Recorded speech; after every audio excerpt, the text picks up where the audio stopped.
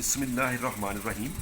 Dear students, 10वीं class की chemistry में चैप्टर नंबर 10 में आज हमारा है लेसन नंबर 14 और आज का हमारा टॉपिक है Luce concept of acids and bases. Luce एक साइंसदान था, G.N. ल्यूस। 1923 में उसने ये कॉन्सेप्ट पेश किया। पीछे दो कॉन्सेप्ट हम पढ़ चुके हैं, Arrhenius concept, Bronsted and Lowry concept. एक में उसने कहा था कि हाइड्रोजनाइन वो स्पीशीज जो वाटर के अंदर हाइड्रोजनाइन प्रोड्यूस करे, आर्हीनियस ने कहा था वो एसिड है, ब्रॉन्स्टेड ने कहा था कि वो प्रोटॉन देने की सलाहियत रखे जो स्पीशीज़ वो एसिड है। बाद में इनकी लिमिटेशन में हमने ये देखा कि बहुत सी चीज़ें ऐसी होती हैं जिनमें H होता ही नहीं है, कोई H आयन वो प्रोड्यूस कर सके या H आयन दे सके। इसी तरह बेस में उसका उलट है कि वो एक्सेप्ट कर सके या दे सके। तो ल्यूस ने एक मोर जनरल कॉन्सेप्ट, जो एक जनरल कॉन्सेप्ट था इलेक्ट्रॉन की बेसिस पे, इसने एक्सप्लेन किया, क्योंकि इलेक्ट्रॉन तो हर एक में होते हैं, हर स्पीशीज़ में होंगे, और उसी बेसिस पे इसने एक्सप्लेन किया जो सब के ऊपर फिट आ जाता। तो ल्यूस ने ये बात बताई कि एसिड वो चीज़ है, चीज़ सब्सटेंस का मतलब है कि मालिक्यूल होगा या आयन होगा, that can accept a pair of electron, जो इलेक्ट्रॉन का एक जोड़ा एक्सेप्ट करने की सलाहियत रखे उसे एसिड कहते हैं। और बेस क्या है, इसका उलट है, जो इलेक्ट्रॉन का जोड़ा एक्सेप्ट करेगा जो चीज़, उसे बेस कहेंगे। अब इसको एक्सप्लेन इस तरह करते हैं हम। ये एक एग्जांपल हमने ली है, ये देखें BF3 एक हमारे पास जो है वो मॉलिक्यूल है। B के आखिरी शेल में 3 इलेक्ट्रॉन में तीनों क्रॉस के साथ शो किए हैं, एक क्रॉस एक क्रॉस एक क्रॉस, और इसने 3 इधर फ्लोरीन के साथ जो है वो कोवलेंट बॉन्ड बनाए हैं। एक फ्लोरीन का इलेक्ट्रॉन ये डॉट के साथ शो कर रहे हैं। फ्लोरीन के आखिरी शेल में 7 इलेक्ट्रॉन होते हैं, 2 4 6 और 7 मैंने कोवलेंट बॉन्ड बनाया हुआ। ठीक है जी। अब अगर इसको देखें, जो बोरान है, तो इसके आखिरी शेल में अब कितने इलेक्ट्रॉन हो गए हैं, 2 ये और 2 ये, 6 इलेक्ट्रॉन हो गए हैं। ठीक है। अब इसमें मज़ीद सलाहियत है कि ये 2 इलेक्ट्रॉन और एक्सेप्ट कर सकता है, तो इसमें इलेक्ट्रॉन का जोड़ा एक्सेप्ट करने की सलाहियत है, इसलिए ये वाला मॉलिक्यूल जो है ये एसिड होगा। ये अब कोऑर्डिनेट कोवलेंट बॉन्ड आप पढ़ चुके हैं 9th क्लास में। एक ऐसा बॉन्ड होता है जिसमें एक एटम जो है वो इलेक्ट्रॉन का जोड़ा देकर कोवलेंट बॉन्ड बना लेता है, उसको कोऑर्डिनेट कोवलेंट बॉन्ड कहते हैं। अब NH3 की मिसाल देखें कि N के आउटर शेल में 5 इलेक्ट्रॉन होते हैं, पाँचों को क्रॉस के साथ शो किया गया, 1 2 3 4 5।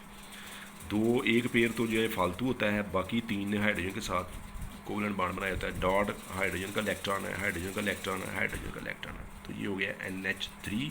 इसके बाद 2 इलेक्ट्रॉन थे, इसने इसके साथ इसको डोनेट कर दिए। ठीक है जी। तो आगे ये कोवलेंट बॉन्ड बन जाए। अगर इसको मैं एरो की शक्ल से शो करूँगा तो ये बॉन्ड जो है ये ऐसे बनेगा, जिसे कोऑर्डिनेट कोवलेंट बॉन्ड कहते हैं, और ये डक्ट बनेगा। ठीक है जी। अब ये जो है मॉलिक्यूल, ये इलेक्ट्रॉन पेयर को डोनेट करने की सलाहियत रखता है, इसे बेस कहते हैं। ये डोनर है, और जो एक्सेप्टर होगा वो एसिड होगा। ठीक है। और जो चीज़ नहीं बनेगी वो डक्ट होगा। अब इसको मैंने ये इलेक्ट्रॉन शो करने की बजाय इसको ऐसे लिख दूँ अगर बॉन्डों की शक्ल में, तो ये ऐसे भी हो सकता है, NH 3 H के साथ बॉन्ड है और 2 इलेक्ट्रॉन फालतू हैं, इसके 3 बॉन्ड बने हुए हैं, इसके बाद 2 को एक्सेप्ट करने की सलाहियत है, इसने इसको दिया, तो इसको ऐसे भी लिख सकते हैं। तीसरी शक्ल इसकी ऐसे है कि ये मैं इकट्ठा करके इसको लिखूँगा BF3, और इसको इकट्ठा करके लिखा है NH3।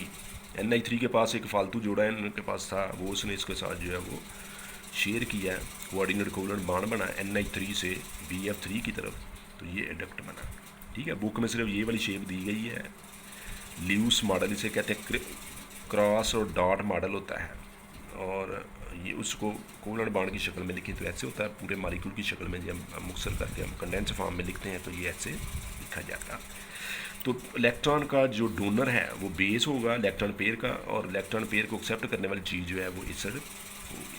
अब एक और मिसाल से हम इसको वजाहत करते हैं कि NH3, जैसे पहले हमने वजाहत किया, नाइट्रोजन के 5 इलेक्ट्रॉन क्रॉस से शो हो रहे हैं, 3 उन्होंने कोवलेंट बॉन्ड बनाए हुए हैं, 2 जो है ये डोनेट कर सकते हैं। H पॉजिटिव का मतलब है कि ऐसा हाइड्रोजन एटम जिसमें से इलेक्ट्रॉन निकाल दिया गया है, तो अब उसके पास पहला ऑर्बिट है, 2 इलेक्ट्रॉन एक्सेप्ट करने की सलाहियत मौजूद है, तो ये इसके साथ कोऑर्डिनेट कोवलेंट बॉन्ड बनाएगा। ये वाला चार्ज जो है ये इसके ऊपर लिखा जाएगा, तो ये इलेक्ट्रॉन डोनर है, ये बेस है, और जो एक्सेप्ट करने वाला है वो एसिड है। तो अब ल्यूस एसिड्स और बेस को मुख्तसरन अब मैं समरी पेश करने लगा हूँ कि एसिड्स 2 किस्म के होते हैं। सेंट्रल एटम है एज इनकम्प्लीट ऑक्टेट। ऑक्टेट का मतलब है कि वो शेल जिसमें 8 इलेक्ट्रॉन होने थे, यानी वैलेंस शेल, आखिरी शेल जिसके अंदर 8 इलेक्ट्रॉन होने चाहिए थे, उसे ऑक्टेट कहते हैं। BF3 जिसका सेंट्रल एटम ये है, इसके इर्द गिर्द जो है वो F के एटम है, उसको सेंट्रल एटम कहेंगे। AlCl3 Al सेंट्रल एटम है, Fe सेंट्रल एटम है, इसके इर्द गिर्द ये 3 एटम। सेंट्रल एटम जो है उसका जो आखिरी शेल होता है उसमें 8 इलेक्ट्रॉन होने चाहिए, लेकिन वो 8 मुकम्मल नहीं होते, उसके बाद 6 होंगे, यानी कम होंगे 8 से, इनकम्प्लीट ऑक्टेट होगा। 6 इलेक्ट्रॉन होंगे, 2 शार्ट होगा। तो ये मालिक्यूल जो है जिसमें सेंट्रल एटम यानी बोरान जो है, जिसके पास उसका आखिरी शेल में 8 इलेक्ट्रॉन मुकम्मल नहीं होते, उस सेंट्रल एटम को ल्यूस एसिड कहते हैं, क्योंकि वो इलेक्ट्रॉन का जोड़ा एक्सेप्ट करने की सलाहियत रखता है। Number 2, cations, positive ions भी ल्यूस एसिड्स होते हैं जिनमें इलेक्ट्रॉन का जोड़ा एक्सेप्ट करने की सलाहियत ज़्यादा होती है। मसलन पोटाशियम, सोडियम, कैल्शियम जो है, इनके अंदर लिटिल टेंडेंसी होती है एक्सेप्ट इलेक्ट्रॉन, जबकि H पॉजिटिव और Ag पॉजिटिव के अंदर ज़्यादा टेंडेंसी होती है इलेक्ट्रॉन को एक्सेप्ट करने की, इसलिए इनको H और Ag को ल्यूस एसिड्स कहते हैं, जो इलेक्ट्रॉन का जोड़ा एक्सेप्ट करने की, ऐसे पॉजिटिव आयंस जो इलेक्ट्रॉन का जोड़ा एक्सेप्ट करने की सलाहियत रखते हैं। या इलेक्ट्रॉन को एक्सेप्ट करने की उनकी टेंडेंसी बहुत ज़्यादा होती है। ल्यूस बेसिस क्या है, इसका उलट है। ऐसे न्यूट्रल एटम मालिक्यूल हैं या स्पीशीज़ हैं having at least 1 lone pair of electron, जिनके पास इलेक्ट्रॉन का जोड़ा फालतू होता है। जैसे NH3 के पास एक जोड़ा इलेक्ट्रॉन का नाइट्रोजन के पास फालतू है, इसमें भी नाइट्रोजन के पास एक इलेक्ट्रॉन का जोड़ा फालतू है, जिसने बॉन्ड नहीं बनाया हुआ, उसे लोन पेयर कहते हैं। और OH है, O के पास 2 इलेक्ट्रॉन के जोड़े फालतू हैं, ये किसी को डोनेट कर सकता। तो ये जो चीज़ें जिनके पास फालतू इलेक्ट्रॉन के जोड़े होते हैं, इनको ल्यूस बेसिस कहते हैं। ऐसे मालिक्यूल जिनमें उनके पास फालतू इलेक्ट्रॉन के जोड़े होंगे जो वो डोनेट कर सके कोऑर्डिनल कोवलेंट बॉन्ड बनाने के लिए, उनको ल्यूस बेसिस कहते हैं।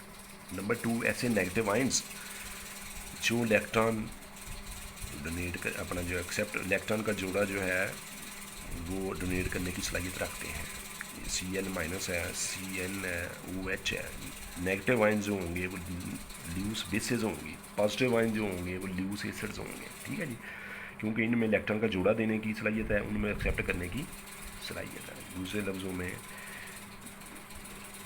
इसको मैं मुख्तसरन अगर ये बताऊँ कि बेस डोनेट करती है जोड़ा एसिड को, और दरमियान में बनता है coordinate bond, coordinate covalent bond, और ये जो चीज़ बनती है दोनों को मिला के एसिड और बेस को, इसे एडक्ट कहते हैं। आज का हमारा लेसन जो है यहाँ पे ख़त्म हो गया, कल नेक्स्ट टॉपिक इंशाल्लाह पढ़ेंगे।